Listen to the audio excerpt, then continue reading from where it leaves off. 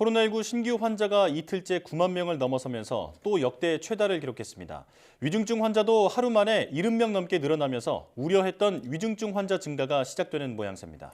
이처럼 확산세가 거센 가운데 정부는 18일 금요일 사회적 거리 두기를 완화하는 조정안을 발표할 예정입니다. 자세한 내용 코로나19 브리핑에서 알아보겠습니다. 가톨릭대 의대 백순영 명예교수 나와 계십니다. 교수님 안녕하십니까? 안녕하세요. 네, 안녕하십니까?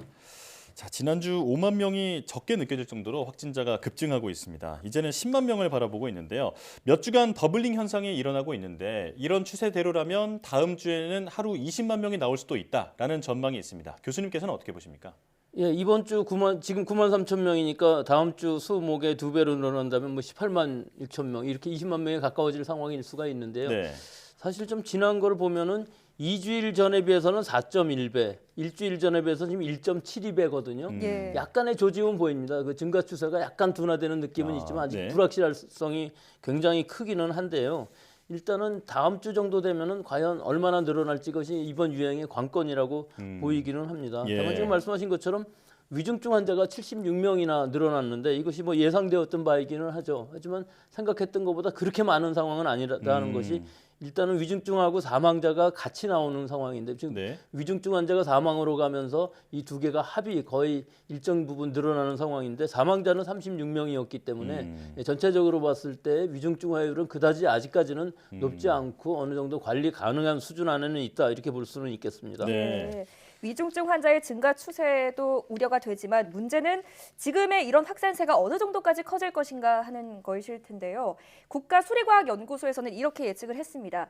다음 달 중순쯤에는 확진자가 27만 명 정도를 찍고 정점을 찍을 것이다 이렇게 예측을 한 건데 교수님께서는 어떻게 보십니까? 글쎄 뭐 정점은 그 정도 될 수도 있겠습니다만은 제일 중요한 것은 사실은 정점이 어느 숫자인가가 문제가 아니라 예. 이 급증 추세, 즉 일주일에 2배씩 늘어나는 추세가 분명하게 좀 증가 추세가 둔화되는 시기가 언제일 것인가. 뭐 제가 예상하기로는 이번 주 지나면서 다음 주에는 18만 명이 아니라 한 13만, 14만 명 정도로 안정이 된다면은 그 이후에도 계속 증가는 하겠습니다만 일단 정체기로 갈 수 있는 조짐이라고는 볼 수가 있거든요. 네. 예. 그렇기 때문에 이것이 언제 올 것이냐는 것이 문제인데 여러 가지 좀 변수가 있기는 합니다. 만약에 다음 주부터 방역을 이제 완화한다 그러면 정점은 좀 더 높아질 것으로 보이고요. 그 스텔스 오미크론이라는 BA2가 어느 정도 비율로 지금 유행하고 있는지 이것이 더 많아진다면 정점이 더 높아질 가능성이 없지 않아서 여러 가지 가능성이 있는데다가 또 3월 초에 전면으로 학생들이 등교를 하게 된다면 이것도 또한 오미크론 유행에 있어서는 규모 자체가 커질 가능성이 없지 않아 있습니다. 예. 자, 유행은 어차피 찾아오는 것이라면 잘 관리하는 게 중요하겠다 이런 생각이 드는데요. 자, 일단 지금 방역 체계에서는 함께 밥을 먹은 사람이 확진되더라도 밀접 접촉자로 분류되지가 않습니다. 그래서 만약 감염됐다 하더라도 내가 증상이 없으면 조용한 전파를 할 수도 있는 그런 상황인데요.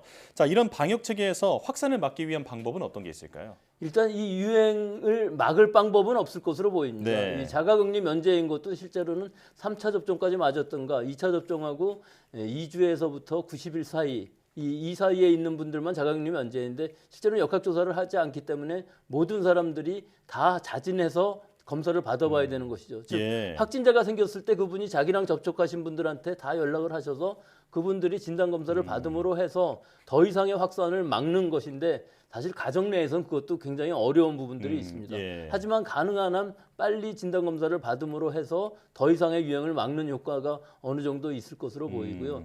가정 내에서도 일단 증상이 나타난 사람이 있을 경우에는 그 사람은 진단검사를 빨리 받아서 적어도 2회 정도는 받아서 그 증상이 없어질 때까지 좀 등교를 한다든지 좀 출근을 한다든지 하는 것을 하지 말고 좀 집에서 잘 격리를 하면서 실제로 진단검사 음성이 나오고 증상이 없어지면 그때 등교를 하는 이런 상황이 되어야만 될 것으로 보이는데 이것이 한계가 있습니다. 유행 자체는 막을 수는 없지만 유행 규모를 어떻게 하든지 좀 최대한 우리가 관리 가능한 수준까지 억제하는 것이 목표라고 하고 또 이 안에서 가능한 한 중증 환자가 나오지 않고 우리 의료 체제가 감당 가능한 수준으로 억제하는 것이 최종 방역 목표라고 하겠습니다. 네. 자, 또 검사 체계도 전환이 되면서 이 검사의 신뢰도에 대한 그 우려가 또 커지고 있는데요. 신속 항원 검사를 받았는데 몇 번씩이나 음성이 나왔습니다. 근데 PCR 검사에서 양성이 나오는 사례도 지금 나오고 있거든요.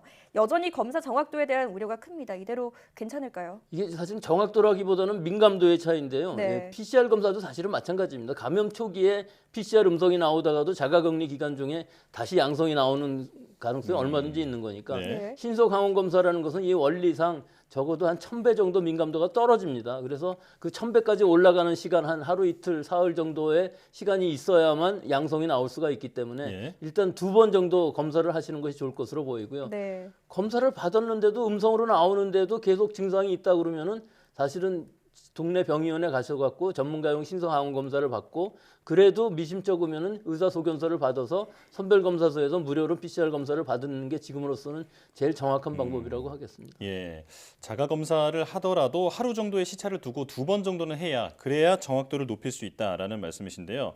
자, 이런 가운데 정부가 거리두기 조정안을 발표할 예정입니다.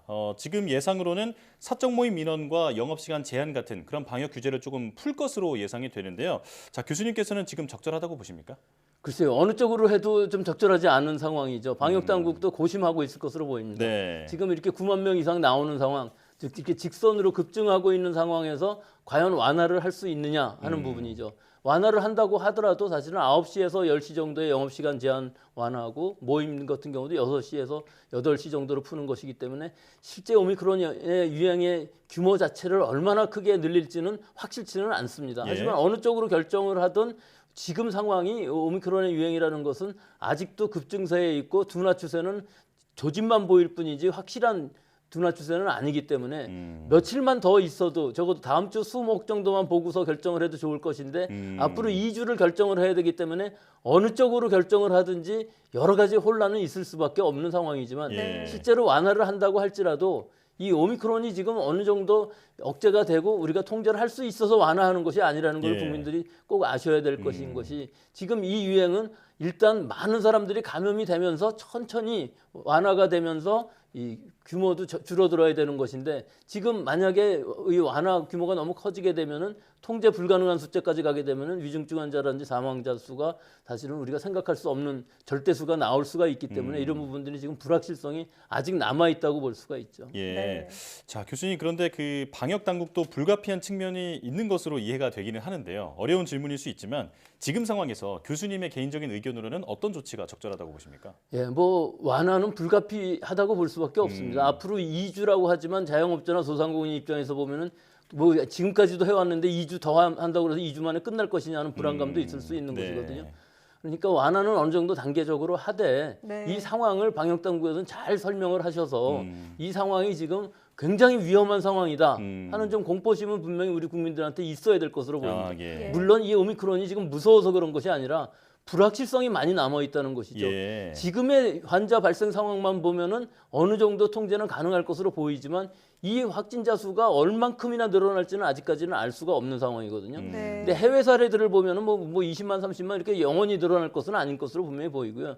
우리는 특히 3차 접종률이 높기 때문에 사실은 그런 부분에 있어서 증상은 상당히 다른 나라들에 비해서는 좀 약할 것으로 보이는 것이 일본이 지금 10만 명까지 올라갔다가 6만 명으로 줄어들었다고는 하지만 위중증 환자라든지 사망자는 지금 한 150명씩 나오고 있거든요. 네. 계속 줄어들고 있지 않습니다. 그렇기 때문에 우리도 확진자 수가 떨어진다고 해도 당분간은 위중증 환자 사망자 수는 더 늘어날 수밖에 없는 상황입니다. 예. 예. 자, 새로운 거리두기 방침은 이제 금요일에 발표가 될 예정인데 최선의 방안이 고려되길 바랍니다. 지금까지 가톨릭대 의대 백순영 명예교수와 함께했습니다. 교수님 잘 들었습니다.